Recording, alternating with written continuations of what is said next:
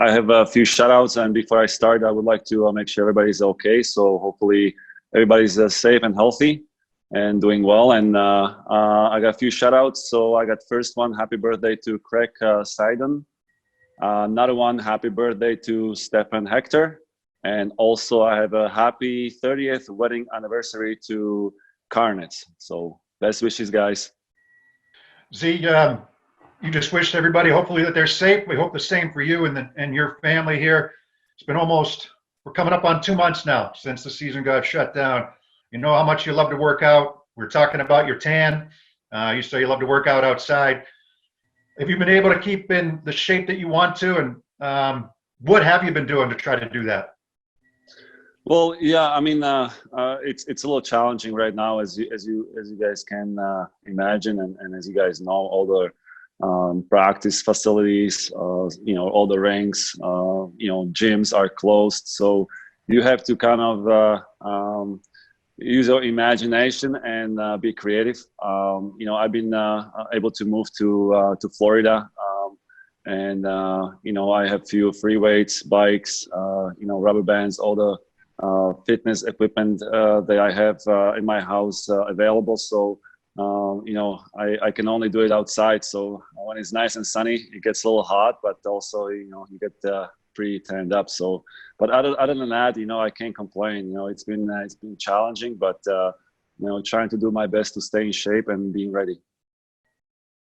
Great. Thanks, Z. Fans, just a reminder that the Q&A button is at the bottom of your screen. We'd love to hear from everybody. The questions are starting to roll in. Z, Ella is 5 years old and says she's starting her first year of hockey in the fall, wants to know, how old were you when you started playing hockey, and what advice do you have for girls like me? Hi, Ella. Hopefully you're doing well. I'm so happy that you're starting to skate, and hopefully you like hockey. For me, I started pretty late. I believe I was 6 or 7, which is pretty late for hockey. So I was quite behind all of the kids, but I absolutely love being on the ice. I love everything about it. Eventually I caught up to all my kind of age group of guys, and pretty soon after that, I was able to skate with them, practice with them, and I had a lot of fun. So enjoy it, and hopefully you can have fun and became a good hockey player. And Josh Poirier has a question. He says, when and if you come back, would you prefer to have some regular season games to warm up, or would you just want to jump right into the playoffs? Hi, Josh. It's a very, it's a tough question. I think that the league and the NHLPA Players Association are trying to work it out. I think they almost talking daily and try to figure out the best scenario, best options for the teams who were actually pretty secure in the playoff positions, but also for the teams who are kind of on the edge of making playoffs. Whether we're gonna play some regular season games or we're gonna jump right into some sort of a playoff format, it's still unknown. I think that. I just prefer to play hockey, be honest with you. And whether it's jumping into the playoffs or playing some sort of games to get ready for the playoffs, you just got to kind of go with the flow. Following up on that, Z, I know you don't know. It's an unknown, like you said. In your opinion, how long do you think you'd have to be on skates before you had to play a meaningful game? Whether it's a regular season or a playoff game? Well, I think that we are so used to skate, even in the summer months. Personally for myself, I started skating somewhat mid-July. Then I skate through the whole August, maybe 3 times, sometimes 4 times a week. And then, pretty much every day or every other day in early September. And then once the training camp starts, we are on the ice every day. I don't know how long it's gonna take if we get into it pretty frequently. I guess every day. My guess it has to be at least 3-4 weeks till we actually start kind of feeling again very comfortable and going back to the routines and feeling like okay, we're picking up the pace and feeling like we are connected on the ice again. So it's one of those things that it will definitely need probably 3-4 weeks before we are ready for the game. Gavin Bebo has a question about last season. Says in Game 5 of the finals, you played through injury, and the fans gave you a very loud ovation. What did that mean to you that the fans noticed and appreciated your dedication and toughness? Well, hi, Kevin. Hopefully you're doing well. You know what? I was just happy that I was able to get on the ice and get being ready. I think that all the doctors, surgeons did an amazing job to get me ready in less than 48 hours. It took, I think, like 30 some hours before from the surgery till I suit up for the Game 5, and it was absolutely amazing, welcoming from fans, if you want to call it that way. I really felt a very special feeling, and that kind of reception and appreciation, I don't take it for granted. It was very amazing, and like I said, and it's something I will never forget. It just shows how much fans and people care about hockey, about players, about their health. And I was just trying to obviously help my team and do my best out there, in such a short span after the surgery. Gavin is 7 years old, and he wants to know, what games do you like to play with your kids, and what have you been playing during this time? Hi, Gavin. Same, just like for everybody else. Hopefully you're doing well. 7 years old. I have 2 boys. They are 4, and my daughter is 11. So you are right, kind of between. But with my boys, we do anything. We draw. We play with small cars. They watch some cartoons. They love wrestling with me. They're jumping all over me. They always want to do some sort of physical activities. They really enjoy right now, chasing all these lizards and small snakes and caterpillars and picking up all these insects and asking me questions about them. So it's kind of very, very interesting to see how they are so curious, So it's a lot of fun. They learn how to swim down here. So, now we are in a pool almost every day. With my daughter, obviously she's a little older. She loves to bike. She likes to run. She's reading, a lot of books right now. So yeah, we try to do whatever we can to make it fun for them. Z, following up on maybe a hockey question, when you came here, became captain of the Bruins, the team wasn't nearly at the level that they are right now. As you've taken this team throughout your career here, what have you learned about being a captain and how important it is, and what you have to do to kind of lead a team or help lead a team? Yeah, good question, Birzy.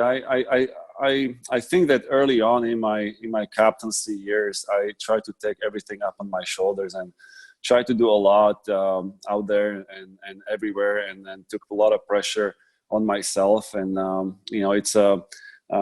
it was a challenging times. I think the team was going through some changes and some rebuilds, if you want to call it that way. We got a new general manager, new coaching staff. Shortly after, I think after first season, we got again new coaches. Players were coming in, players were leaving. So there were a lot of different pieces in and out, and so everything was a little bit challenging. But as the time went on, you start to realize that you have to share that leadership and responsibilities, and we started to getting more experienced players and players with experiences from winning Stanley Cups. Older players. So it really helped me to become a better captain, to have my teammates along with me. It's just one of those things. You have to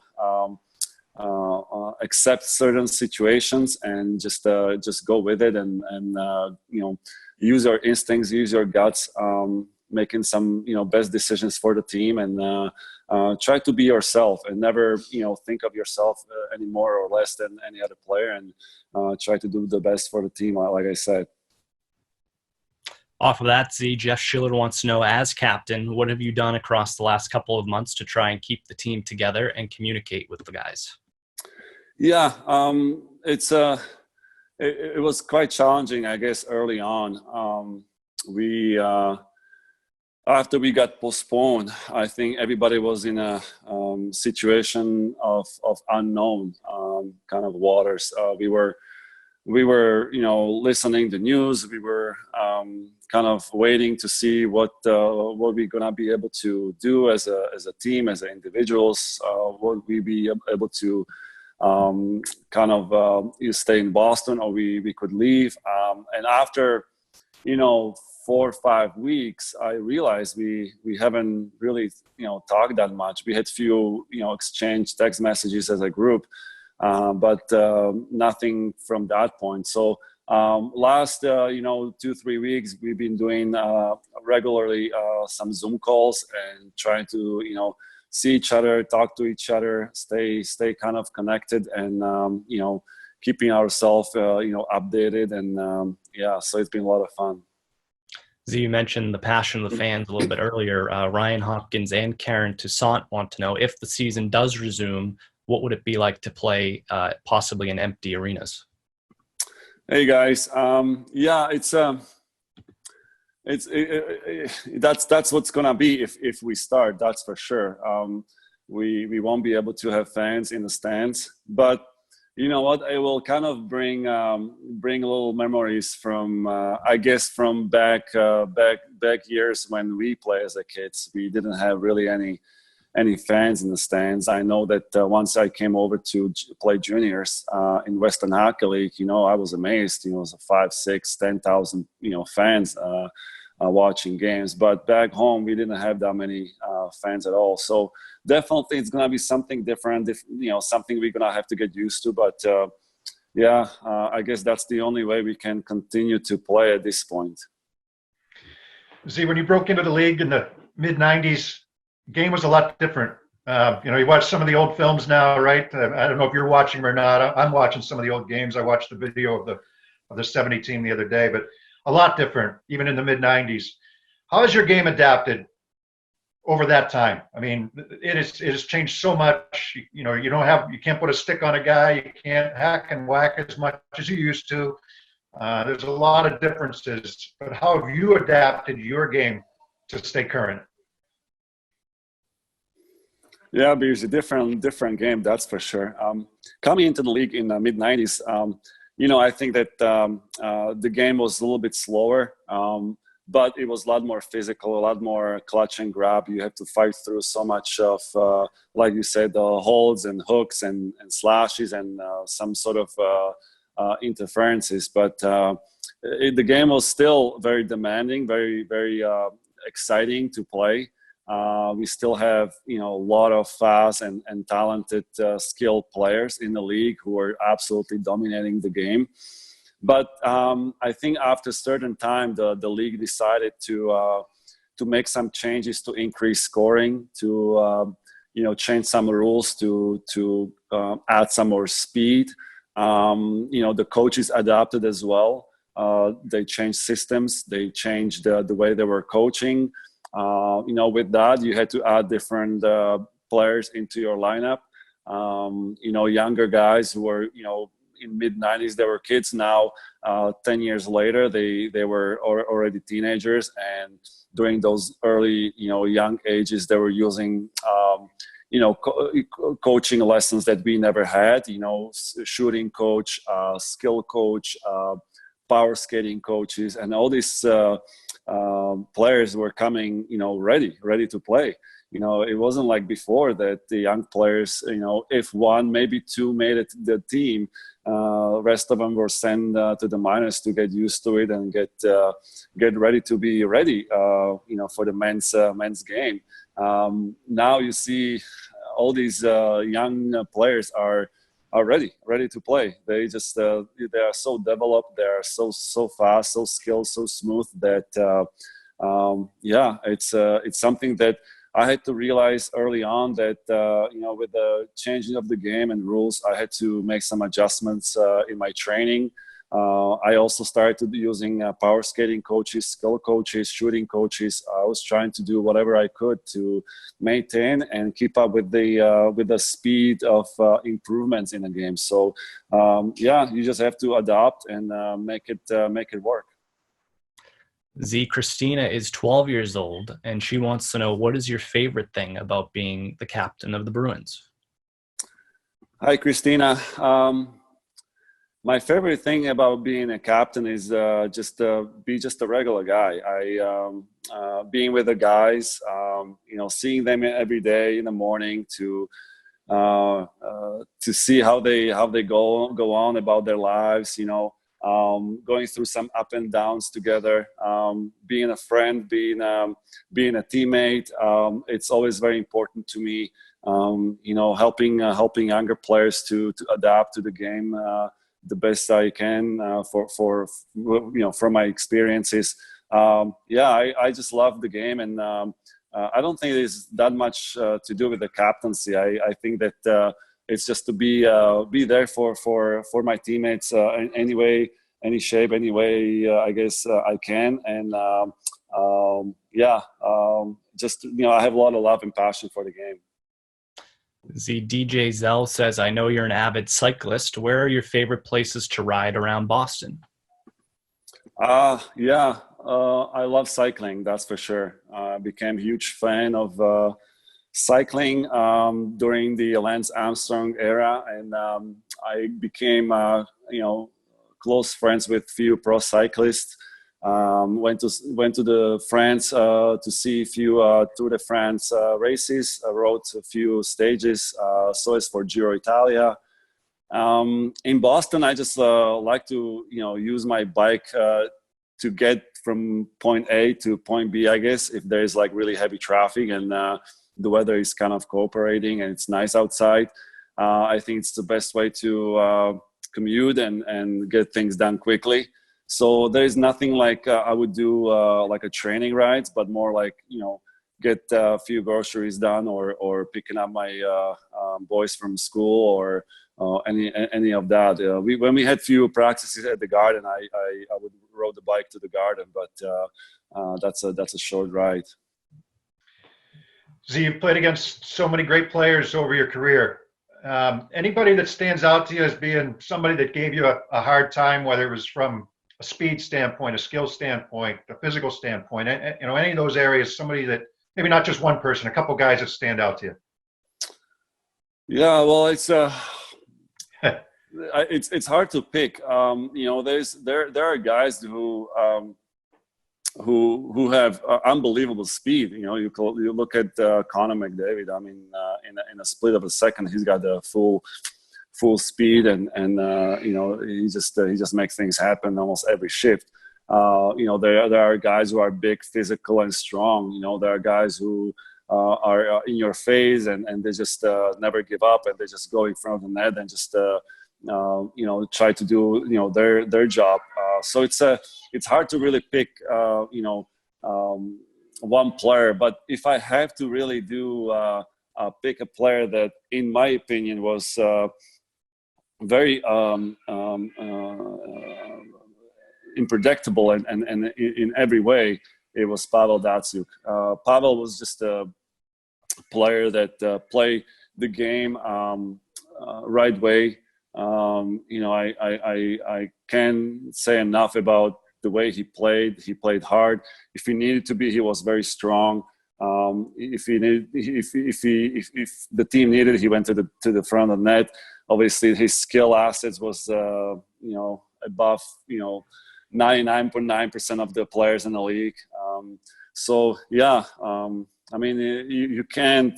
You can't really find that many players with so many weapons. And obviously from playing on the same team last 15 years. Obviously, Patrice is one of those guys that I don't get to play against in the games, but in the practices, he's always competing. He's always doing the right thing on the ice. So, that's another player that, I think that if I would play against, definitely would be ranked among with Pav. How would you handle playing against Marshy? He was running around a little bit. Yeah, I don't know. I love the way he competes. I mean, you got to give him credit. He competes. He works hard. He came a long way since I saw him playing at the World Juniors, and then he came to us for his first training camp. So definitely, I think he means well. He competes. He tries to do the best. Sometimes, yes, the emotions gets best of him, but he's working on it, and I think just shows that he has so much passion and energy that he really cares. Jen Pindell says, we've been watching some of the older games on TV, mostly 2011, because hockey gives us hope and makes us happy. What is your best game or your favorite game that you've played? Wow, Jim, that's a lot of games, and it's again hard to pick one game. Obviously, you're always gonna remember your first game.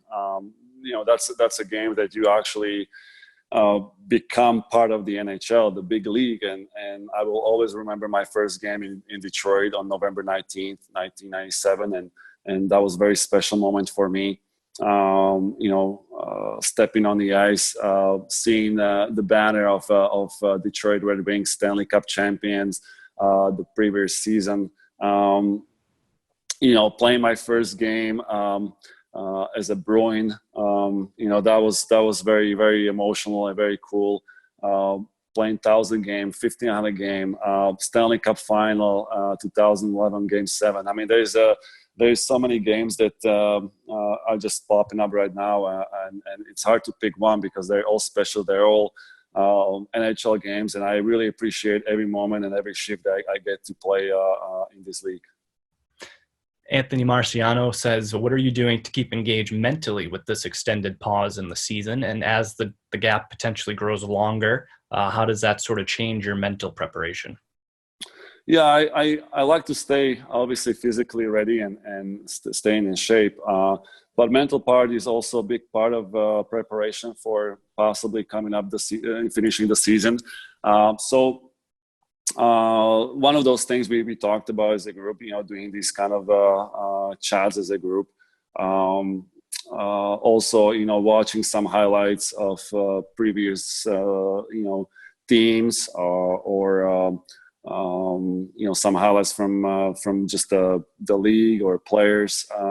Just visually try to stay kind of attached to the game, and I don't have any books here that I could read. So, but if I could, I would read probably some hockey related book. Z, your last couple of partners, Brandon Carlo initially when he came into the league, and now Charlie, and to see that the way those guys have really taken off and become such important players to the team. How much pride do you take in the fact that you've helped them along? I know they've had a lot of other help and they're good players, but you've helped them along as well. Well, I can't take all the credit. I mean, first credit has to go to the guys. They work hard. They want to learn. They do an amazing job on daily basis to get better, and they are obviously great players. I think that both of them made unbelievable improvements. I'm just trying to obviously do my job and support them, help them out as much as I can in certain situations that I can. And but the rest of it, I think more importantly, is let them play and then let them, be their own players. But I can't take full credit for that. There are different players, different teammates and coaches that are doing an amazing job with them, and I'm just trying to do my part, be supportive and help them out, like I said, any way I can. See, Kristen Dykstra asks, years from now, do you think you'll still be involved in hockey after your career concludes? Oh wow, it's obviously hard to answer. I don't know. I don't know what the what the future will bring. Possibly I could be involved. I spent majority of my life around hockey and hockey environment. So definitely there is a lot I can offer. But again, we will see what the future brings, and we go from there.